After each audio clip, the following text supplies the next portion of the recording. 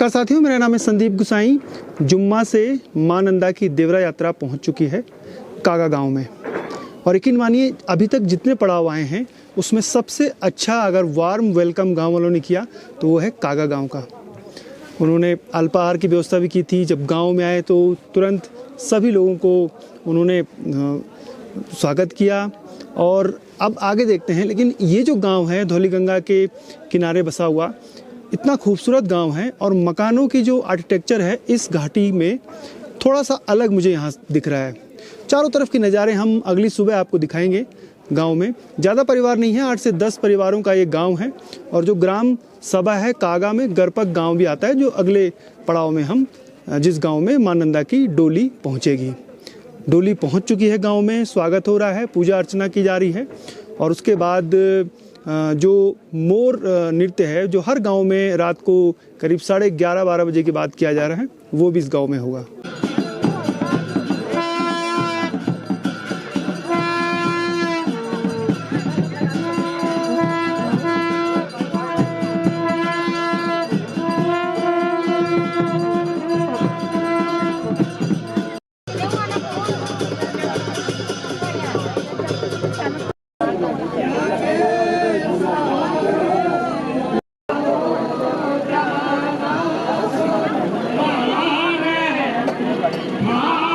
ये हमारे ससुराल गांव है, कागा गांव है। 12-13 साल बाद ये नंदा राजात की यात्रा शुरू हो रही है। बहुत अच्छा लग रहा है, बहुत बढ़िया लग रहा है। पहली बार हम भी पहली बार आए राजात में, बहुत ही बढ़िया लग रहा है और बहुत खुशी हो रही है। बहुत लोग हैं यहाँ पे, गांव से आ रहे, अलग अलग गांव से, जुमा कागा, देश विदेश से आए लोग, बहुत भीड़ है, बहुत उत्सव, बहुत अच्छा लग रहा है ना। जैसे सारे राजात पहली बार देखा तो इतना अच्छा लग रहा है, बहुत ही बढ़िया, बहुत अच्छा लग रहा है। सबसे अच्छी चीज़ क्या लगती है आपको इस यात्रा? जैसे अपना ड्रेस पहनना, डांस करना, ये मोर मुरानी डांस होगा, फिर रात को भगवान जी जागर लगेगा और चाचड़ी लगेगी, कीर्तन भजन होगा कल सुबह।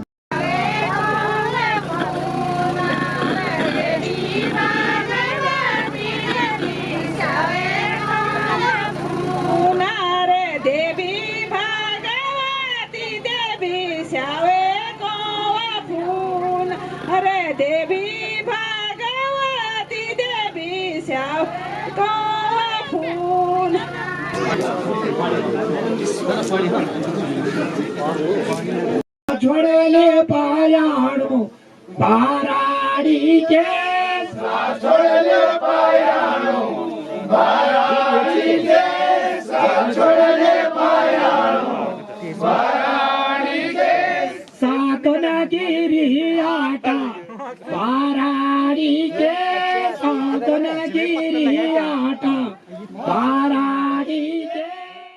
ये जो लोकगीत कहो या आप इसे या जागर कहो जो आप सुनाई दे रहा है पीछे, दरअसल जिस भी गांव में नंदा देवी की डोली जा रही है तो वहाँ पर जब भोजन होता है तो भोजन के तुरंत बाद जो जगरिया हैं और उनकी पूरी टीम है वो गांव के बारे में कि भोजन कैसा था, गांव की व्यवस्थाएं कैसी थी, उसका जिक्र करते हैं। और ये करीब 1 से 1.5 घंटे तक ये पूरा चलता रहता है।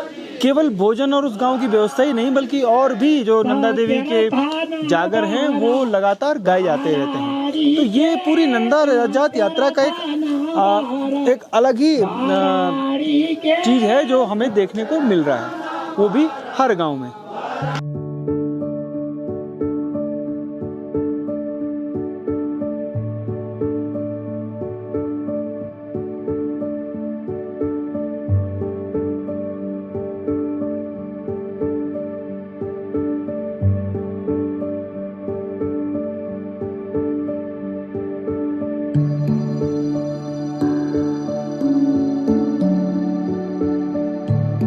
कागा गांव समुद्र तल से लगभग 3000 मीटर की ऊंचाई पर स्थित है। और ये जो नीति नेशनल हाईवे है, जोशीमठ से नीति नेशनल हाईवे, उसमें जो द्रोणागिरी का सड़क मार्ग है वहाँ पर है। यानी जो जुम्मा का पुल है वहाँ से करीब 3 किलोमीटर की दूरी पर ये गांव बसा हुआ है। गांव में जो स्ट्रक्चर है, आर्किटेक्चर है जो वुडन हाउस का, वो थोड़ा बदल रहा है। इसके ऊपर भी शायद ऐसा ही वुडन स्ट्रक्चर मिलेगा।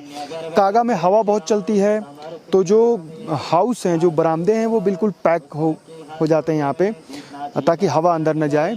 और जो छत है वो भी लकड़ी की बनी हुई है, पटाल की जगह पत्थर का प्रयोग करने के बजाय यहाँ पर जो लकड़ियाँ हैं उनकी छत बनाई गई है। हालांकि अब 1972 के बाद जब से फॉरेस्ट कंजर्वेशन एक्ट आया उसके बाद से और ये NDBR बना, यानी नंदा देवी बायोस्फीयर रिजर्व बना और नंदा देवी नेशनल पार्क, तब से पेड़ों के कटान पर रोक लगी और लोगों ने जो लकड़ी की छत है उसकी जगह टीन का प्रयोग करना शुरू कर दिया।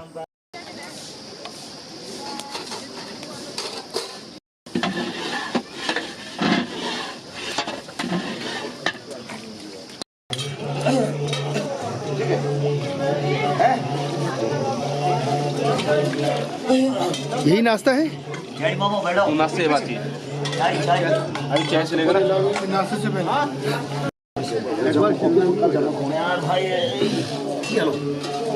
हमारा कागा एक छोटा सा गांव है और इसमें लगभग 20 परिवार रहते हैं और अधिकांश लोग सर्विस में रहते हैं और सब लाइन की ओर हैं।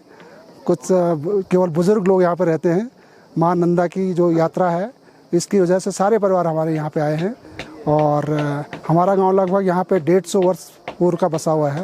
पहले लोग बकरी घोड़े ये चराने की वजह से जंगलों की ओर भागते थे, इसीलिए हमारा गांव ये पहाड़ की तलहटी पे बसा हुआ है। और यहाँ एक समस्या थी, पानी की बहुत बड़ी समस्या थी। तो अब हम लोगों ने हमारे यहाँ 2 योजनाएं यहाँ पे पानी की आ गई हैं। काफ़ी प्रयास हुआ है कि हमारे यहाँ की पानी की समस्या हल हो चुकी है। और हमारे यहाँ पे हमारा जो वर्तमान प्रधान है, एक एक्टिव प्रधान है पुष्कर सिंह राणा जी, और इन्होंने जो है इस गांव में पर्यटक आवास की सुविधा उपलब्ध कराई है। 2 हमारे यहाँ पे वो है सामुदायिक भवन बना रखे हैं और अच्छा विकास कार्य कर रहा है। और ये प्रधान संघ का हमारा महासचिव भी है पूरे उस ज़िले का। यहाँ पे हमारे यहाँ पे टूरिस्ट पे मार्ग हमारा बहुत बड़ा एक ग्राउंड है वहाँ पे बुग्याल टाइप का, तो वहाँ पे अच्छा टूरिस्ट प्लेस बन सकता है। यहाँ से मकानों का बदलाव शुरू हो जाता है, पटाल हट की जगह लकड़ी के छतें बनाई गई हैं। क्योंकि अब लकड़ी जो पुरानी थी हमारी वो सड़ रही है 5 बरसात से, क्योंकि 150 साल पुराने हैं। तो अब लोग टिन डाल रहे हैं और कुछ इसका मॉडिफिकेशन कर रहे हैं लोग। तो अब ठीक है, अब धीरे धीरे इस गांव का विकास हो रहा है। तो हमें उम्मीद है कि माँ नंदा की कृपा से हमारा गांव एक विकसित गांव होगा। और अधिकांश हमारे यहाँ पे माँ नंदा की कृपा से सभी लोग जो हैं सर्विस में हैं और कोई परिवार ऐसा नहीं कि जिसके घर में सर्विस वाला ना हो।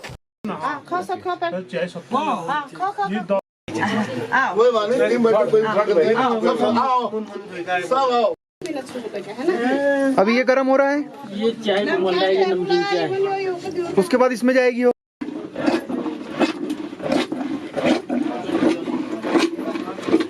घी चाय तो स्वास्थ्य के लिए बहुत अच्छी है और गर्म भी देती शरीर के लिए।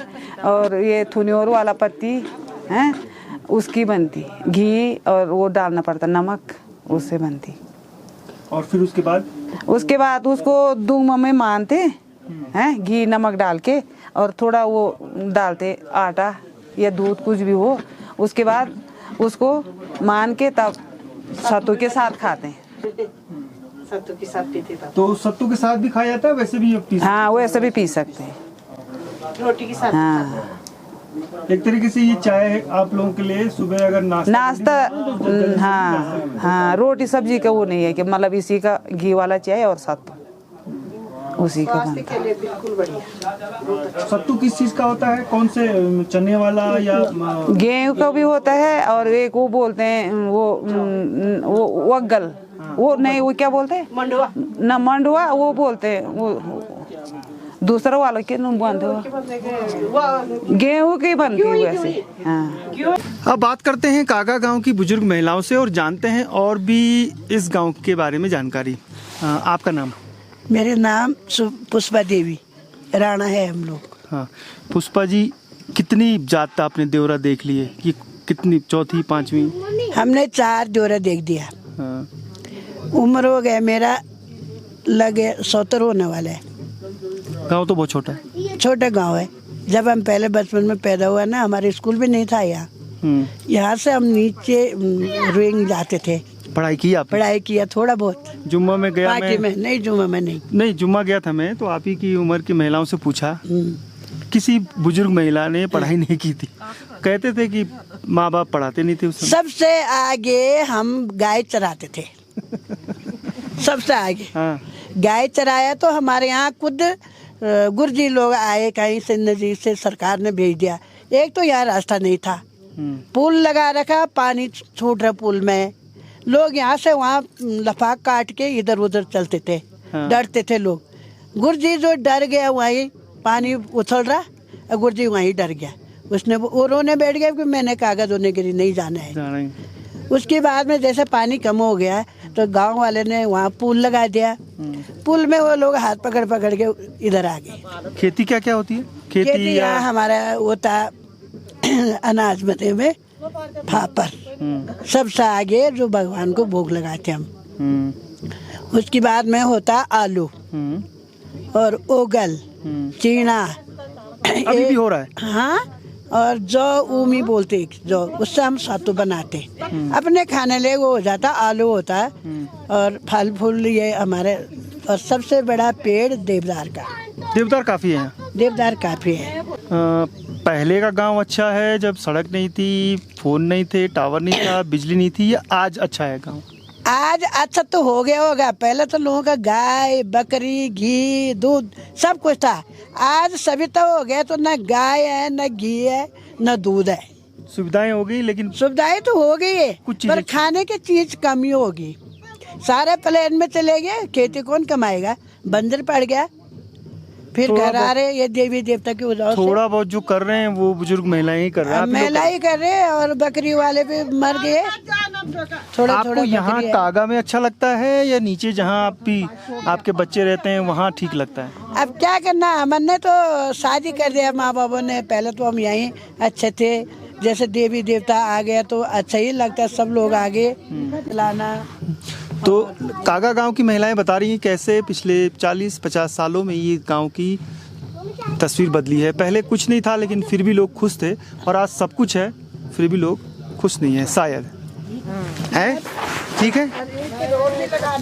जो कागा गांव है वो गरपक ग्राम सभा का हिस्सा है, उसी ग्राम पंचायत में जुड़ा हुआ है। जो इस गांव की ब्यूटी है वो पूरी वैली का नज़ारा दिख रहा है। जब हम और भी गांव में गए तो इतनी खूबसूरत वैली नहीं दिख रही थी, लेकिन कागा से देखिए आप, पूरी धौली गंगा की जो घाटी है सामने तक दिख रही है। झेलम गांव सामने यहाँ से दिख रहा है, जो हम द्रोणागिरी और गरपक से वापस आते समय जिस गांव में जाएंगे। संचार की सुविधा है यहाँ पे, रोड नहीं है लेकिन बहुत ज़्यादा दूर भी नहीं है रोड के। यहाँ से करीब 1-1.5 किलोमीटर की दूरी पर रुइंग गाँव बसा हुआ है। आज का सफ़र पूरी द्रोणागिरी वैली में जो सबसे मुश्किल ट्रैक है, या जो सबसे लंबा दूरी का ट्रैक है, वो है द्रोणागिरी का। तो अभी माँ डोली जो है अपने माँ नंदा अपनी ध्यानियों से मिल रही है, पूजा अर्चना गांव में चल रही है। हम कोशिश करेंगे थोड़ा जल्दी निकलने की, ताकि जो पूरे रास्ते का व्यू आपको दिखाते हुए द्रोणागिरी तक का वो दिखा सके। यकीन मानिए कि कागा गांव में पहले नहीं आया था, लेकिन मुझे आकर बड़ी खुशी हो रही है। एक चीज़ और है, यहाँ पर जो मकानों का स्ट्रक्चर है वो बदलता जा रहा है। पिछले कई दिनों से मौसम साफ़ था, धूप खिली हुई थी, लेकिन अचानक अब मौसम बदल गया है। तो आई होप ज़्यादा बारिश ना हो। अगर हल्की फुल्की बारिश होती है तो ठीक है, लेकिन बहुत ज़्यादा बारिश होगी तो द्रोणागिरी में जो व्यवस्थाएं की हैं गांव वालों ने वो थोड़ा सा चरमराएंगी, और जो नंदा माँ के भक्त भी चल रहे हैं शायद उनको भी मुश्किलों का सामना करना पड़ सकता है।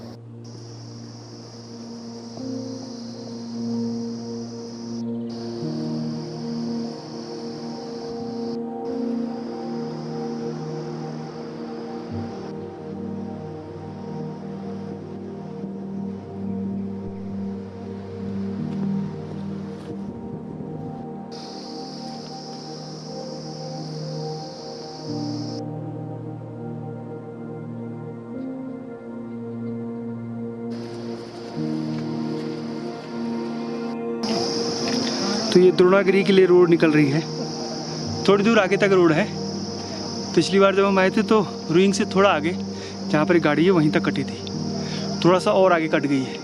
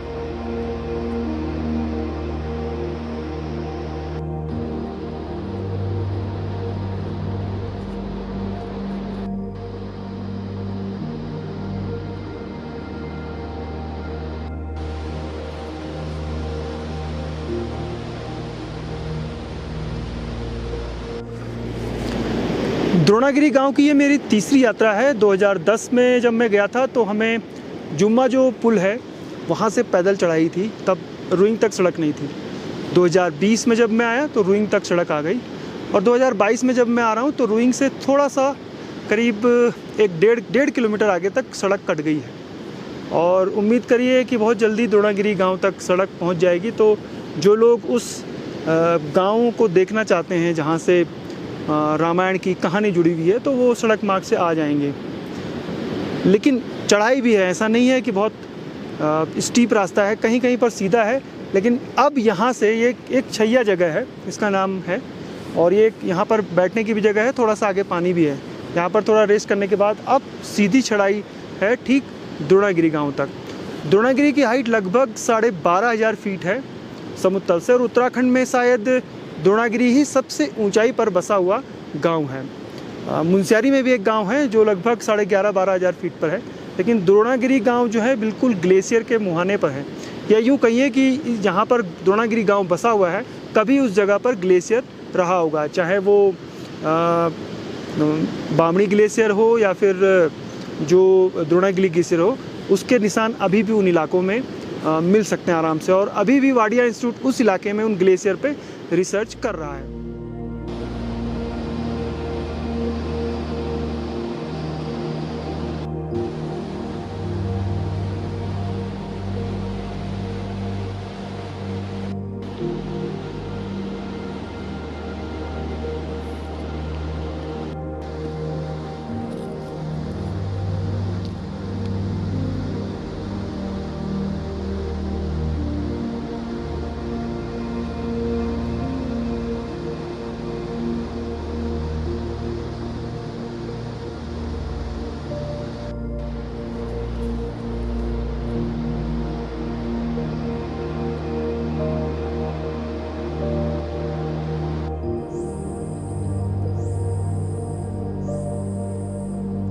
दोस्तों अभी यहाँ पर भालू था, जैसे हम नीचे से आए ऊपर की तरफ वो जाने लग गया। असल में भालू जो है वो थुनेर एक पेड़ होता है, उसकी खाल को बहुत खाता है। तो यहाँ पर थुनेर, उसके अलावा जो ये रागा, भोजपत्र, इसका जंगल है। ऊपर की तरफ भाग गया है वो, हो सकता है दिख जाए, कोशिश करूँगा। जैसे ही मैंने कैमरा ऑन किया वो ऊपर की तरफ भाग गया। तो ऐसे रास्तों पर आपके साथ कोई ना कोई होना ज़रूरी है। हालांकि लोग बहुत चल रहे हैं, डर की कोई बात नहीं है, लेकिन फिर भी अगर नंदा देवी जात नहीं होती तो मुश्किल हो सकता था।